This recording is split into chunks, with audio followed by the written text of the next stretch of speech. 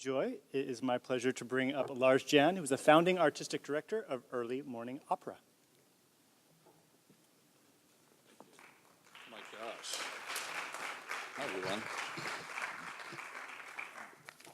don't think that's going to work. This is going to work. Maybe that's going to work. Yeah. So, Terrence, I had a question for you. Can I talk about something different than we talked about me talking about? Okay, great. His look on his face was good.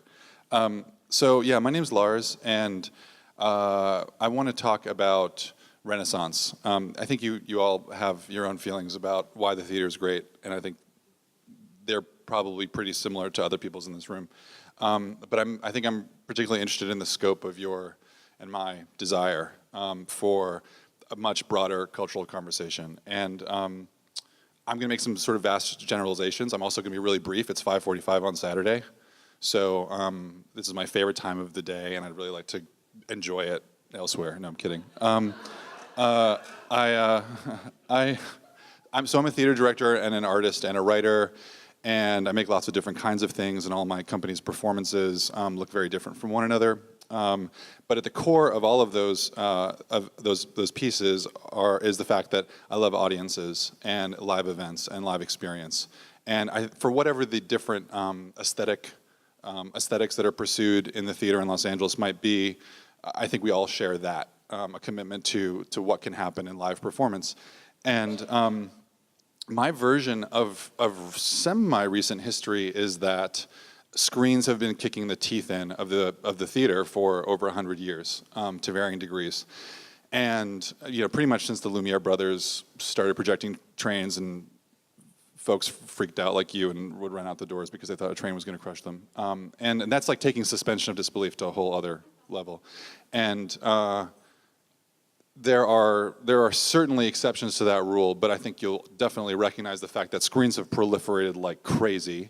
The number of artists and the number of formats at which people are producing material for screens for like planar, flat, rectangular shapes, easily distributable. We can go on. There's lots of reasons why screens have done well, but I also think we also recognize that they're absolutely not enough, and that the pendulum is swinging so far that there's a responsibility and an opportunity in the theater that I think is really unique to this time. So I don't think of it as a sort of a trend in terms of people's access to an experience of theater as something that is going to plateau at a certain niche of society. I actually think it's a pendulum that's going to swing back. And I think that's because performance can be a counterpoint to our increasingly screen-based lives. And I think that's something that I think the theater can own, not to denigrate what's happening on screens, although I think they certainly, we could be demanding better. We're calling this the golden age of television. I think we could actually be demanding a hell of a lot better and more from the screens that we're getting. But at the very least, I think in Los Angeles and I think across the country, theaters are local, they're dimensional, and at best, they're porous, all things which screens are not. And they involve a lot of the things that Joy was talking about, which I think we can get behind in terms of the value of performance. So I'm curious, one reason why I think, I'll just go to one small reason. I think there's many reasons why screens have been kicking the teeth in for theater for a long time. One small reason that I'll just mention is the total dominance of a register of performance, which I'll just call American naturalism. It's a kind of performance style that's like a realistic, we're telling a story, and I love stories, but we're telling a story and it's totally linear, and you're suspending your disbelief, and you're pretending like these people are in front of you. And I think television and film is just doing that a lot better than the theater is. And remember, I'm a provocateur. So I think I don't think that we should actually cede that territory by any stretch. I know that there's tremendously great writing and performing and all these other things that are happening in the theater in that register. I just think it's way, way too dominant of a way that theaters operate.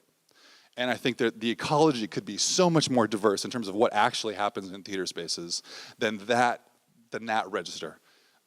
There's lots of other reasons. That's one that is dear to my heart, that I'd like to see change happen through. So a little bit about me. I work under this conceptual umbrella called early morning opera, and we're not an opera company. Early morning opera is actually a phrase from a short story I wrote when I was, I think, like in my early 20s, which is a nice time to write a short story. I think it was a children's story, actually. And so there's a boy, he's on a beach on the shore of Lake Baikal, which is the biggest freshwater lake in the world. Stony beach, crystalline, clear, beautiful, placid water. On both sides of the lake are mountains. And he wakes up, and he's passed out on some stones, and he gets woken up by a giant panda in a top hat and a monocle. And he says, the panda says, get up, we're gonna be late for the early morning opera. And the boy says, well, what the fuck is the early morning opera? And the panda doesn't answer and just gets up and starts walking down like sort of like a rocky beach. So the boy gets up and follows the panda, and in the distance you see a little bit like Where the Wild Things Are, although I hadn't read it at that point. You see a bunch of animals which are on the shore, which have walked in from the forest, and they're just standing there, and it's this beautiful pre-dawn light, which hopefully, we know that pre-dawn light that it's so hard to get in the theater, but we try. And we're walking down the beach, all of us together, and we see these animals which are down there at the edge, and we finally come closer to them, and they're very, very quiet, very, very respectful, and they're looking across the lake at the mountains. And just as we get there, we see just a sliver of the sun come up over the mountains on the other side. And again, everybody's attention is rapt.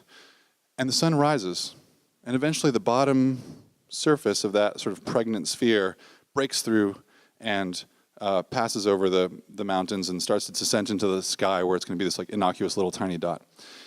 And as soon as it does that, everybody claps rapturously for an extended period of time and turns around and goes back into the forest for the rest of their day. And that's the early morning opera.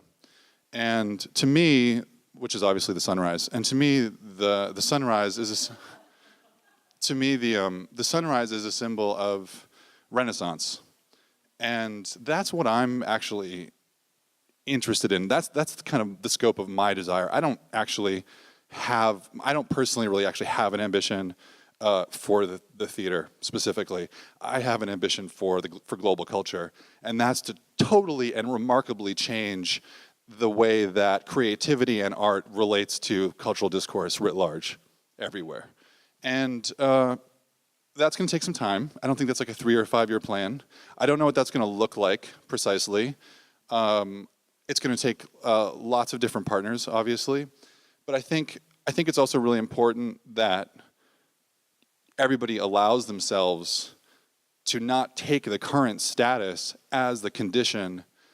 That's the condition that art should live in, and the theater should live in, and realize that this is a fluid system. It's a totally fluid system, and the role that theater has to play could be completely integral in that. And I personally would really like to be old, and when I'm old, hopefully, and surrounded by a couple people who I like at least, I'd really like to be able to say, I lived in Los Angeles. I was part of this movement that became a new Renaissance, and that was really fun.